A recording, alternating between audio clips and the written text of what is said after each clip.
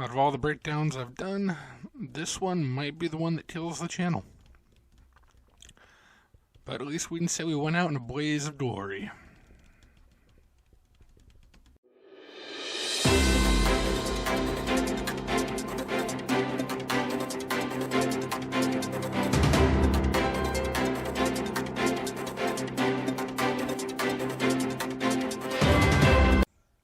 That's it. We made it. Episode 12 of the breakdown. We are at the season finale. This one was going to be a big one. The topic today is who should get into the Hall of Fame. So I'm just going to remind you to debate, have conversations. Don't be assholes. And I can already tell that with as bit of a topic as this might be, we're probably to see the internet get super soft on this. People might not agree with my take on this, and that's okay, but I'm an adult, and I'm okay with people not agreeing with me. And have actual conversations. You might learn something new. I know that I do. If there's someone that has a different opinion than me, and we have a conversation, generally I walk away going, oh, I didn't think of it that way. Let's talk about the case for getting into the Hall of Fame. Should have drank before this one. When it comes to the Hall of Fame, I feel that there's some groups of people that haven't gotten in due to controversial stuff. I'm going to break down 3 groups I feel that they fall into. I don't have a vote in the Hall of Fame. I'm just sharing my thoughts with you. Because that's what the internet is. It's a place where you can share ideas and thoughts about stuff with thousands of people and have half of them go, wow, this dude's dumb as shit. So let's get into the first group. The first group we're going to look at is players who had decent careers, have a shot to get in, but people feel are getting held back because of social media comments they've made or groups they're parts of. That I feel would be like Curt Schilling. Decent career. He had, the whole bloody sock thing is famous. But people think that maybe his views on things are a little bit out there and whatnot, and they feel like that holds him back from the Hall of Fame. From my perspective, I personally, if I had a vote, I wouldn't be looking necessarily at off the field stuff. I don't feel that plays into the Hall of Fame unless you're just such a big dipshit that the government might need to take you and lock you away in a bunker somewhere so you can't vent your thoughts on social media again. Curt Schilling, numbers wise, like I said, he had a fairly good career, notable for the bloody sock, but of course there's people that want to debate whether that's real or not. I don't know, I'm not a foot expert. I'm assuming it's legit, but I'm not going to look at some dude's feet. The next, this is one that I've been on the fence on forever.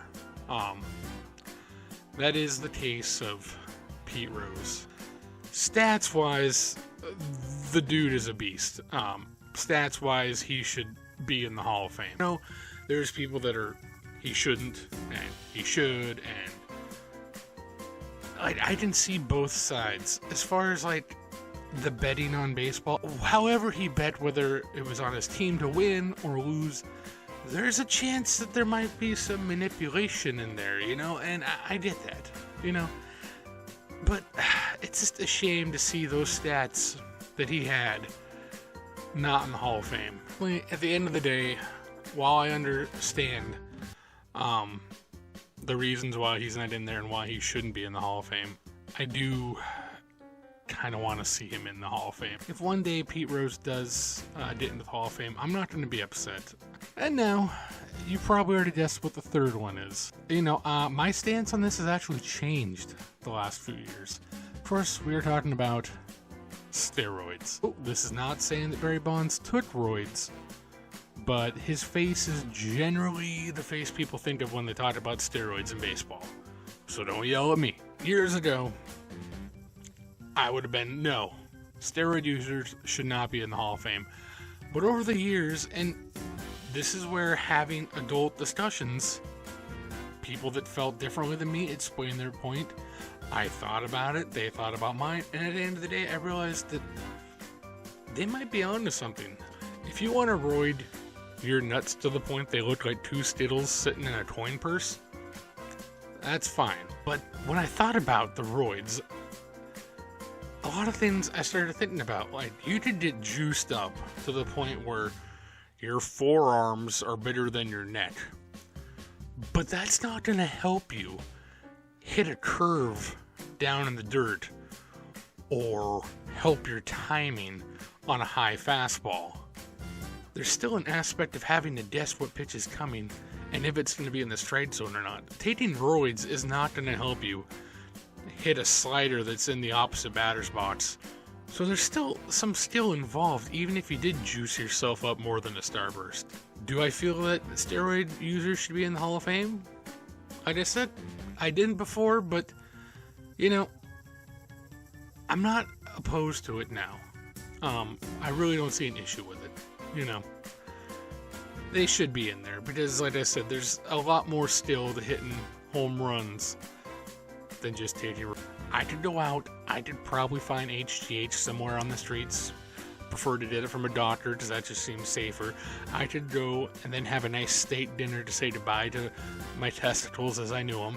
Roid myself up to the point where I can't even wipe my ass hardly. Does not mean I'm going to hit 50 home runs. And there's a good chance I'm still not going to hit 10 home runs. So as far as steroid users in the Hall of Fame, I am not opposed to it. So there it is. The season finale of the WTF Breakdown. We made it. 12 episodes. I hope you enjoy these as much as I enjoyed making them. Let me know what you think. Alright? Fill up the comments section. You know, tell me your thoughts. Let me know what they think. Let me know who you think should or should not be in the Hall of Fame. This was a true joy for me to make these. I hope people liked them. I hope you laughed. I hope maybe, you know, somehow you learned something different through me. Also, another news, we have joined the Meat Shields content team. So if you're not, make sure to check them out on Twitter and follow all of the great content team that is involved with the Meat Shields. They are just a great group of people, and I am beyond excited to be able to represent them in making content. So like I said, this is the season finale of the WTF Breakdown. I have ideas for season 2. I don't know when I'm going to start recording them. I might take a few weeks off, maybe a month or so, before I start recording more breakdowns. But don't worry, we have plans. Since we picked up streaming more, we're back on that grind, which is, it's like riding a bike, you know? Like, I was afraid to hit that go live button because it's been so long. All of you that have came and hung out in the streams have made it so much easier for me to get back into streaming again, and I appreciate that. I'm going to try to stick to my schedule that I had of the Monday through Thursday, and then Friday, Saturday, Sunday off. Friday being my recording, editing day. Technically, I'm kind of my own boss on this situation, so why not have a 3-day weekend? Season 2. Maybe we'll get a new news studio. I don't know. This concludes the first season of the WTF Breakdown. We'll be back for season 2. And trust me, we got some great stuff on the docket for season 2. I have a list of episodes already written out of topics, so might even be revisiting a couple of these that you've seen. So, stay tuned to the YouTube channel and my Twitter. I'll let you know. And until season 2, this is the WTF Breakdown Studio saying, thank you for all the love and support.